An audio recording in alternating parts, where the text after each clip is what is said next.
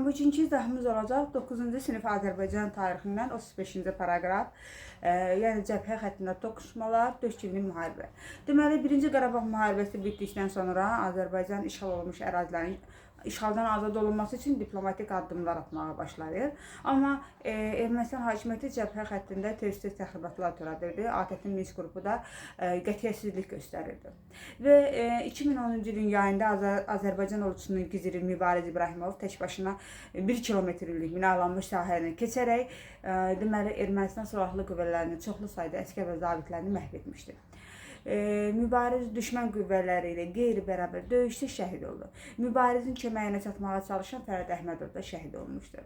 2016-cı ildə aprelin 1-dən 2-sinə keçən gecə isə bütün cəbhə boyunca Azərbaycan mövqeləri və yaşayış məntəqələri, eləcə də Ermənistan silahlı qüvvələri tərəfindən atəşə tutuldu. Bu hücumların qarşısının alınması məqsədi ilə Azərbaycan silahlı qüvvələrinin komandanlığı tərəfindən Ağdərə, Tərtər, Ağdam və Xocavənd Füzuli istiqamətində cavab tədbirlərinin keçirilməsi barədə qərar qəbul olundu. Döyüşlər nəticəsində deməli Goranboy rayonu və Naftalan şəhəri üçün təhlükə yarada biləcək Talış kəndi ətrafındakı yüksəkliklər düşməndən təmizlənir. Lələtəpə yüksəkliyi də azad olunur və keçirilməz erməni səngərləri haqqında mif artıq alt-üst olmuş olur.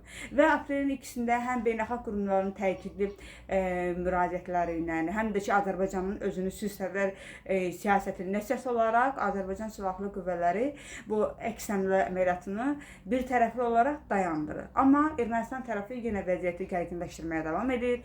Yəni atəş açır və aprelin 5-də Azərbaycan Ermənistan qoşunlarının təməz xəttində tərəflərin razılığı ilə əməliyyatların dayandırılması və ayrıca razılaşmalı. Deməli, razılaşma Moskvada Azərbaycan Ermənistan silahlı qüvvələrinin baş qərargah rəislərinin arasında əldə edilmişdir. Aprel döyüşlərindən sonra isə, yəni növbəti ayda Ermənistan Azərbaycan prezidentləri münaqişələrin tənzimlənməsi üçün ATƏT-in Minsk qrupunun həm sədrləri, ölkələrin nümayəndələrinin iştirakı ilə Viyanada görüş keçirilir. Sonra isə Sankt-Peterburqda Rusiya prezidentinin vasitəsilə üçtərəfli danışıqlar keçirilir. Ümumiyyətlə, aprel döyüşləri bütün dünyaya Azərbaycan ordusunun gücünü, mübarizə əzmini, işğalına barışmayacağını, heç vaxt işğalı qəbul etməyəcəyini bir daha göstərmiş oldu və eyni zamanda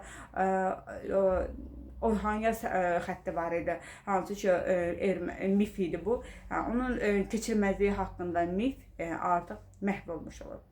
Və eyni zamanda ATƏT-in Minsk qrupunun fəaliyyətsizliyi də iflic olur. Göstərdikləri igidliklərə görə deməli aprel döyüşləri nəticəsində Şükür Həmidov, Murad Müzəyev bir də Samid İmanov Azərbaycanın milli qəhrəmanı adına layiq görüldülər. İzahımız bu qədər. Sağ olun.